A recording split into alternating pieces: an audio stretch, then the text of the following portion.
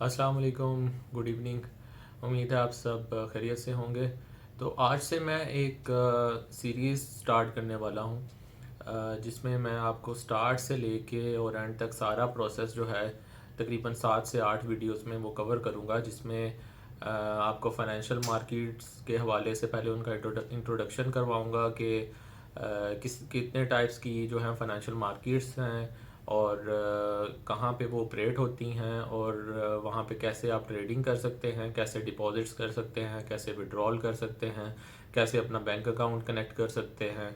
उसके अलावा जो है ट्रेडिंग में जो लॉट साइज़ होता है, स्टैंडर्ड लॉट क्या होती है, माइक्रो लॉट क्या होती है, और अल्ट्रा माइक्रो क्या होती है और उसका इम्पेक्ट क्या पड़ता है, कॉन्ट्रैक्ट साइज़ क्या होता है। तो ये सारी चीज़ें जो हैं वो उसको कवर करूँगा। और जो प्रॉफिट है वो कैसे कैलकुलेट होता है, पिप्स जो है कितने पिप्स हों तो कितने डॉलर्स बनते हैं। तो ये सारी चीज़ें जो है मैं इस पूरी सीरीज़ में कवर करूँगा, लेकिन उसको स्टेप बाय स्टेप मैंने डिवाइड किया है, ताकि जो है सारी चीज़ें मिक्सअप ना हो, ताकि कोई भी अगर बिगनर है वो स्टार्ट से सारा समझना चाहता है या स्टेप बाय स्टेप फॉलो करना चाहता है तो उसको जो है सेपरेट वीडियोस में मिलें चीज़ें, जिसमें वो फर्स्ट स्टेप पे ठीक है उसको इंट्रोडक्शन मिल जाए, उसके बाद जो है उसको अकाउंट कैसे ओपन करना है, फिर डिपॉजिट कैसे करना है, विड्रॉल कैसे करना है, ट्रेडिंग कैसे करनी है, एनालिसिस कैसे करना है।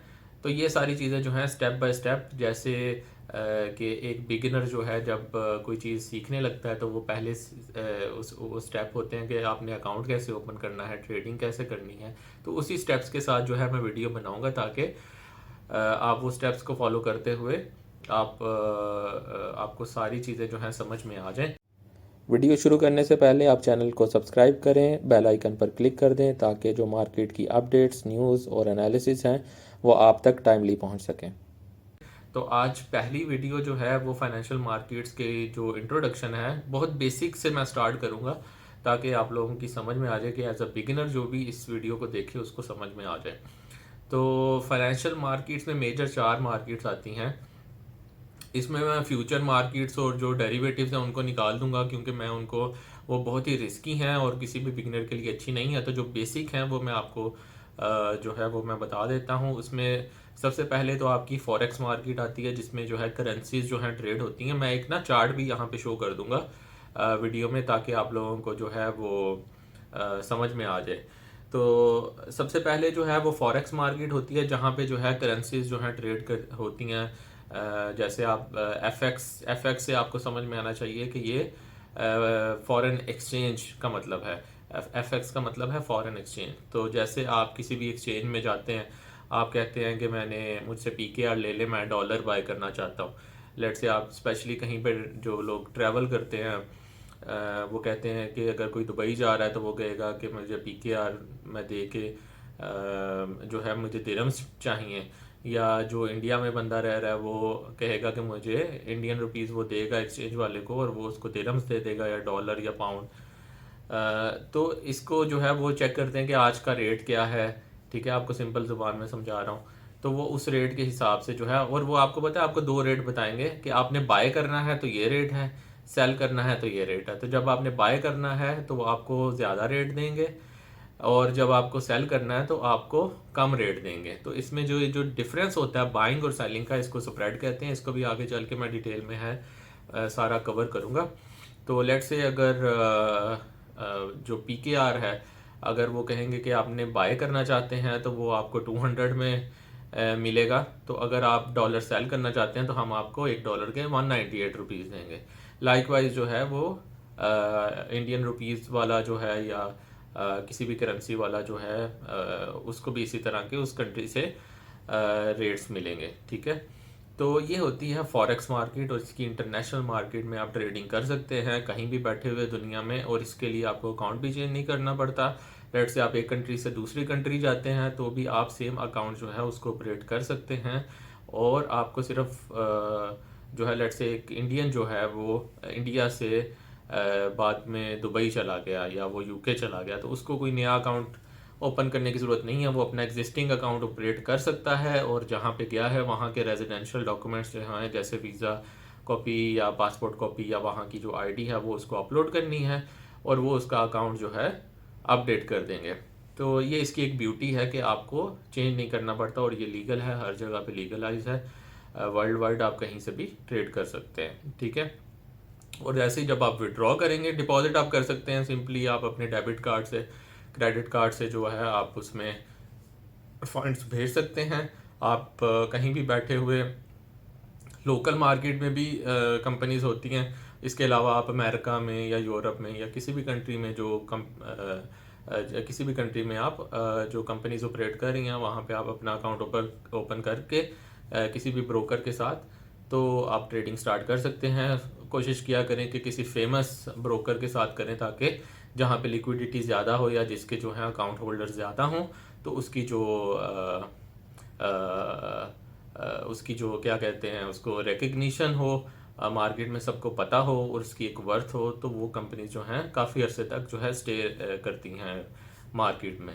तो मेजर जैसे FX Pro है, XM है, XNES है, FXCM है, हॉट फॉरेक्स है, डिफरेंट आपको जो है eToro है, काफ़ी प्लेटफॉर्म्स आपको ऑनलाइन मिल जाएंगे, ठीक है।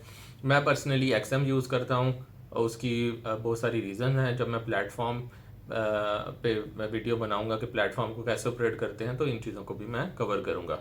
तो पहली मार्केट हो गई फॉरेक्स मार्केट। जैसे आप यहाँ पे चार्ट में देख सकते हैं कि मैंने कुछ पेयर्स लिखे हैं AUD NZD, ठीक है। इसका मतलब है Australian dollar into New Zealand dollar, ठीक है। इसी तरह USD कैड है, US डॉलर, कैनेडियन डॉलर, फिर यूरो है और USD है, फिर USD है और स्विस फ्रांक है। उसका जो सिंबल है करेंसी का CHF है, ये स्विट्ज़रलैंड की करेंसी है, ठीक है।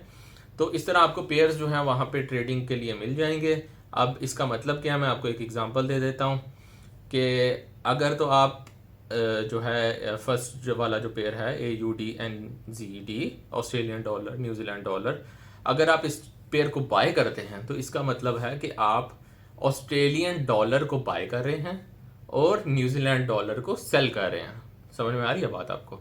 मतलब कि आप न्यूजीलैंड डॉलर दे रहे हैं और ऑस्ट्रेलियन डॉलर ले रहे हैं, कि आप ये समझते हैं कि ऑस्ट्रेलियन डॉलर की जो वैल्यू है वो फ्यूचर में न्यूजीलैंड डॉलर के मुकाबले में ज़्यादा होगी, इसलिए आप इस पेयर को बाय करते हैं।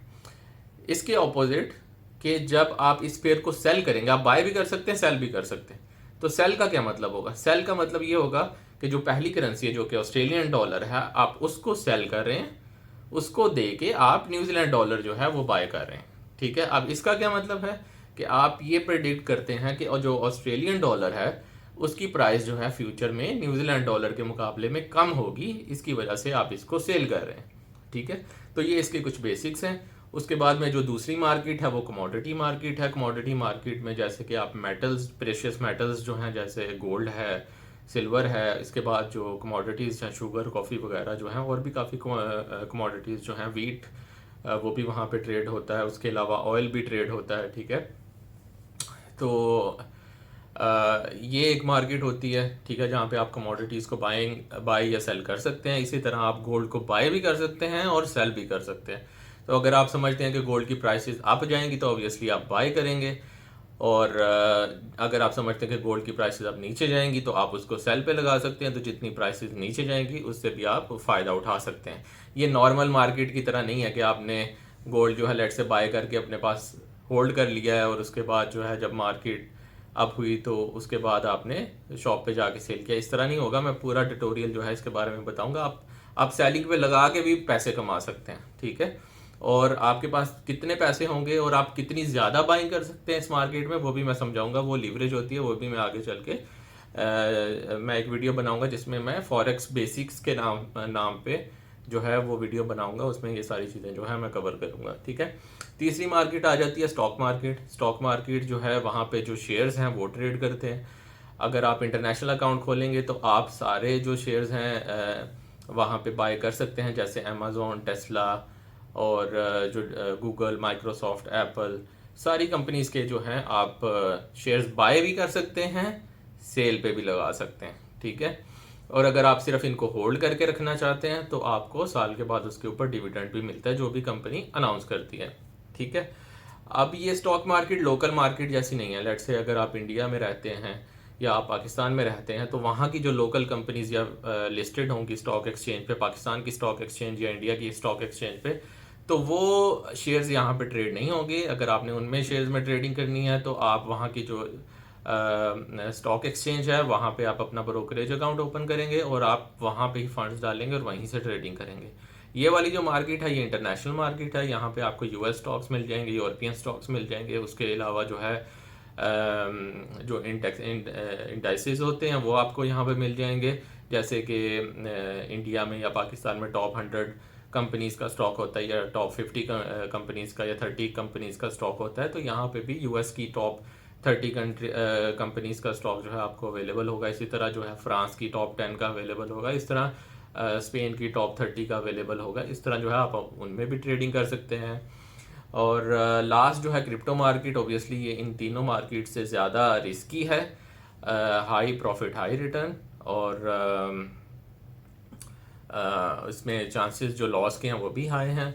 और इसमें आप ऑब्वियसली जो क्रिप्टो एसेट्स हैं उसकी बाइंग कर सकते हैं। एग्जांपल के तौर पे मैंने 3-4 एसेट यहाँ पे लिखे हैं, बिटकॉइन, इथेरियम, रिपल है, BNB है, फैंटम है, और बहुत सारे क्रिप्टो करेंसीज हैं। तकरीबन 20,000 के करीब क्रिप्टो करेंसीज अवेलेबल हैं ट्रेडिंग के लिए वर्ल्ड वाइड, ओपन में कर सकते हैं। तो पहले क्या होता था, कुछ साल पहले तक, तकरीबन 2015-2016 में या उसके बाद तक भी, कि आप एक अकाउंट ओपन करते थे, वहाँ पे आप सिर्फ फॉरेक्स ट्रेडिंग कर पाते थे या और कमोडिटीज़ को ट्रेड कर पाते थे। शेयर्स के लिए भी आपको डिफरेंट अकाउंट ओपन करना पड़ता था। उसके बाद में एडवांसमेंट आ गई कि शेयर्स भी जो उसी अकाउंट में अवेलेबल हो गए, तो आप फॉरेक्स, कमोडिटीज़ और जो है स्टॉक्स एक ही प्लेटफॉर्म पे आप उसको ट्रेड कर पाते थे। और अभी रिसेंटली जो है जैसे कि eToro है या डिफरेंट प्लेटफॉर्म्स हैं, उन्होंने क्रिप्टो को भी उसमें ऐड कर लिया है अपने ट्रेडिंग प्लेटफॉर्म पे। तो अभी आज तो बहुत आसानी हो गई है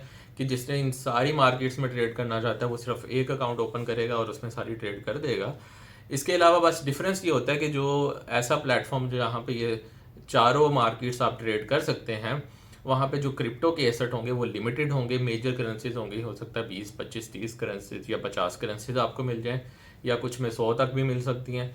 लेकिन अगर आप स्पेशलाइज सिर्फ क्रिप्टो में ही इन्वेस्टमेंट करना चाहते हैं तो आपको सेपरेट एक अकाउंट ओपन करना पड़ेगा क्रिप्टो एक्सचेंज पे, जैसे बाइनांस है, KuCoin है, यूबी है, दीगर एक्सचेंजेस हैं, कॉइनबेस है।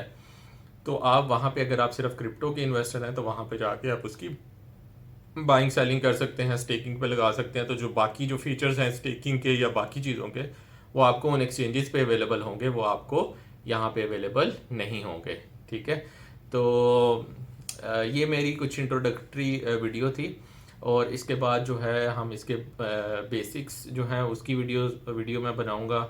उसके बाद डिपॉजिट कैसे करना है, विड्रॉ कैसे करना है, प्लेटफॉर्म को यूज़ कैसे करना है। ठीक है, तो ये सारी जो चीज़ें हैं ये मैं आने वाली वीडियोस में कवर करूंगा। तो ये एक पूरी सीरीज़ होगी 7 से 8 वीडियोस की।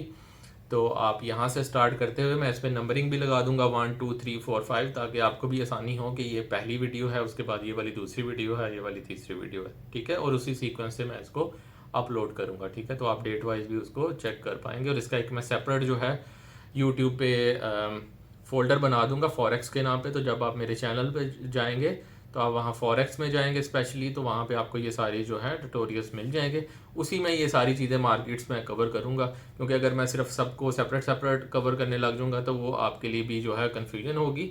तो एक ही मैं फ़ोल्डर बना के उसमें जो है नंबरिंग करके आपकी आसानी के लिए मैं अपलोड कर दूँगा। ठीक है, थैंक यू सो मच। तो अगली वीडियो में मैं बाकी चीज़ों को कवर करता हूँ।